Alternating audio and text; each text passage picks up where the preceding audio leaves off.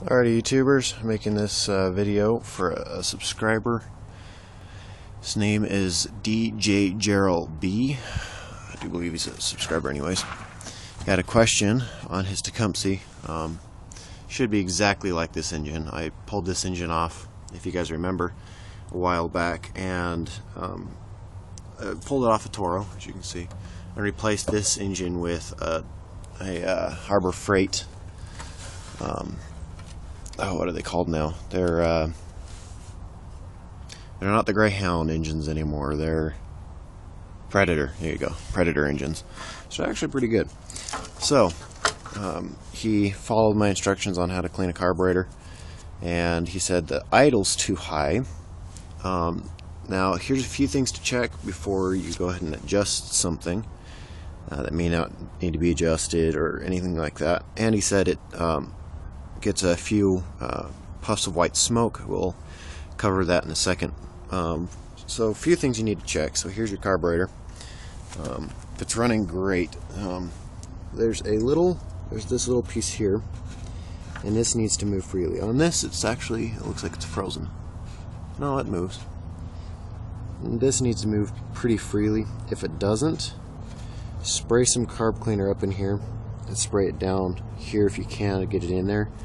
And then after the carburetor cleaner is pretty well dry, put some oil on here, whether it's two-stroke oil or it's motor oil or whatever you have.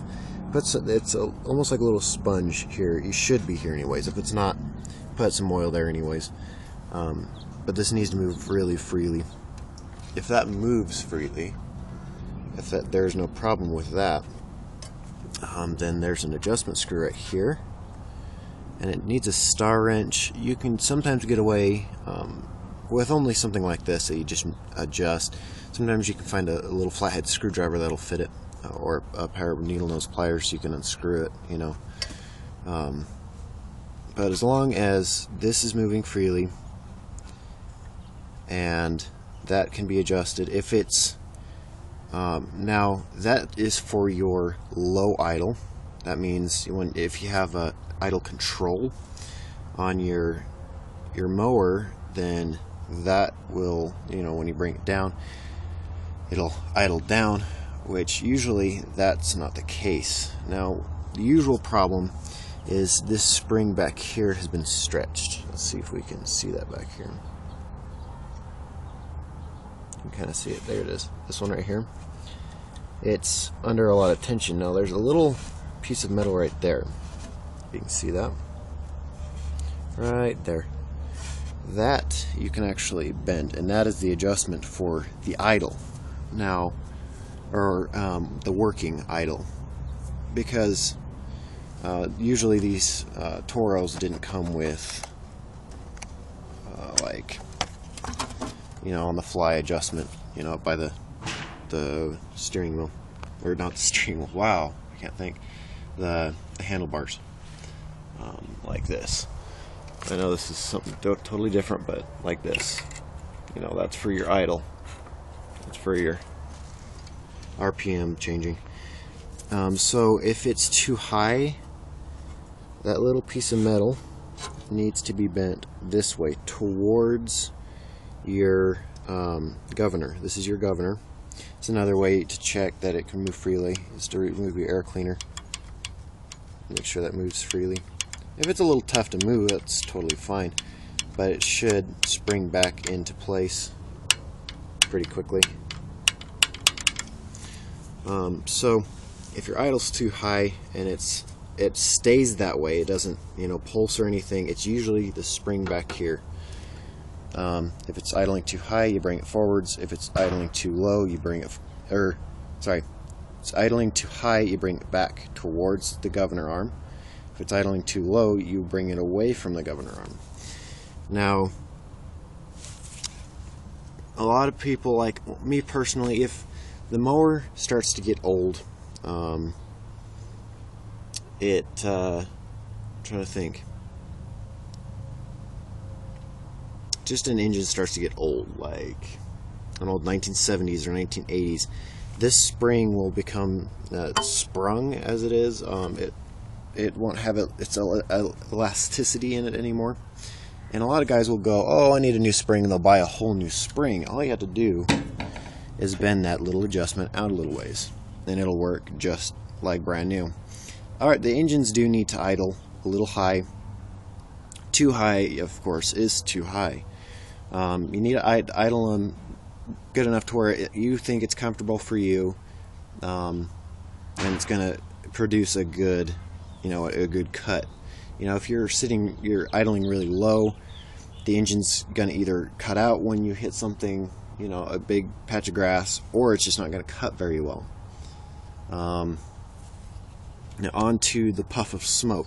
If it's your first time starting your mower up in the season, sometimes that happens. It almost always happens with a Honda. Honda mowers are, as we all know, pretty nice engines.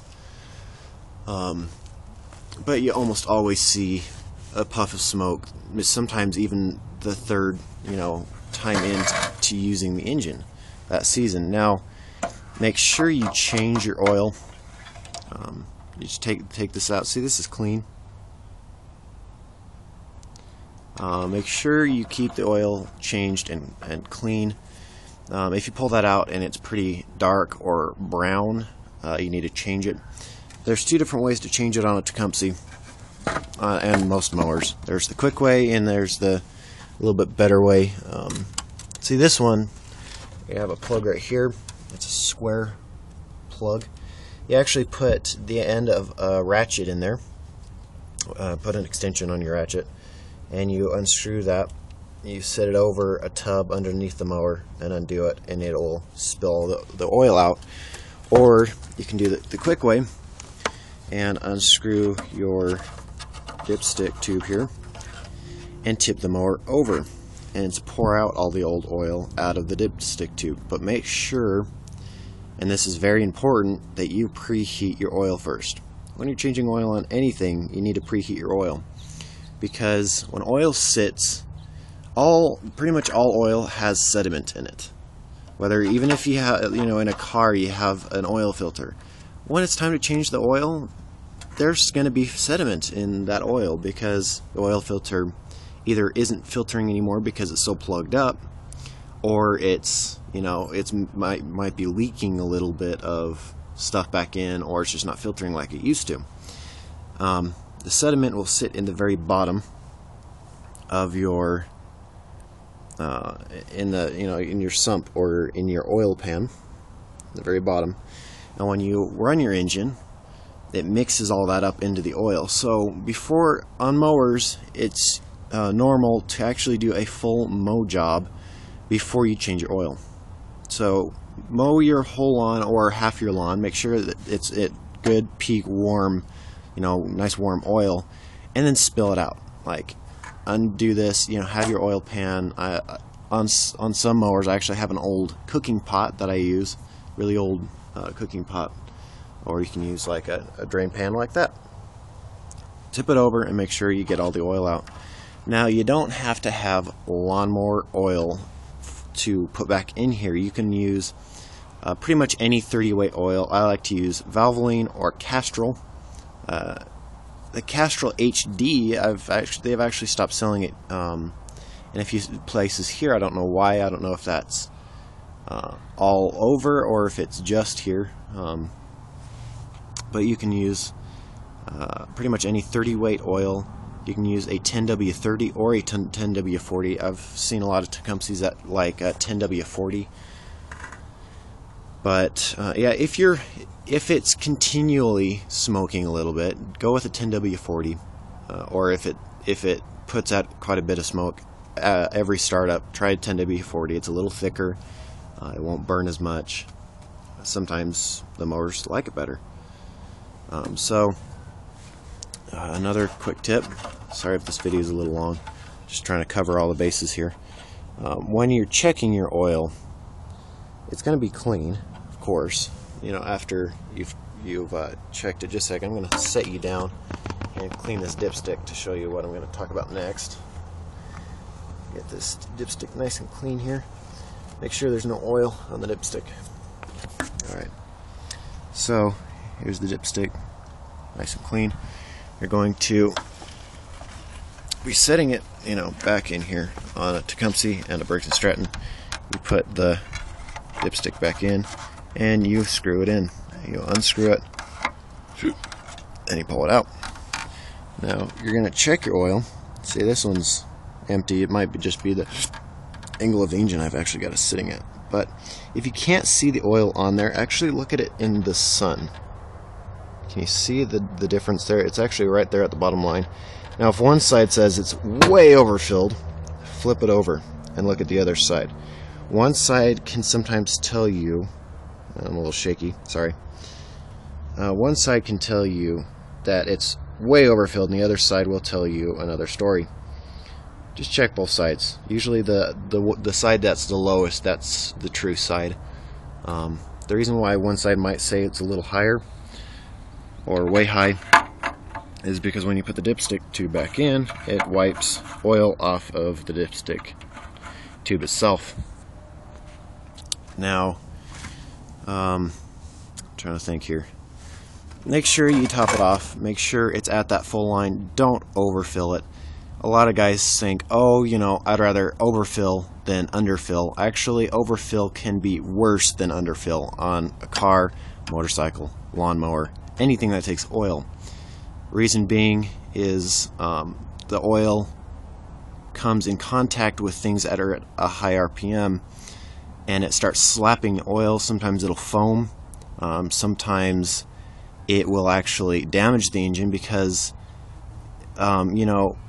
it's like falling from a height, say 10 stories high, and you fall into water. You can break your legs falling into the water, or worse, because when you hit that, there's surface tension. Now, when an engine's running at 10,000 or not 10,000 RPM, like 2,500 RPM, it's 2,500 RPM.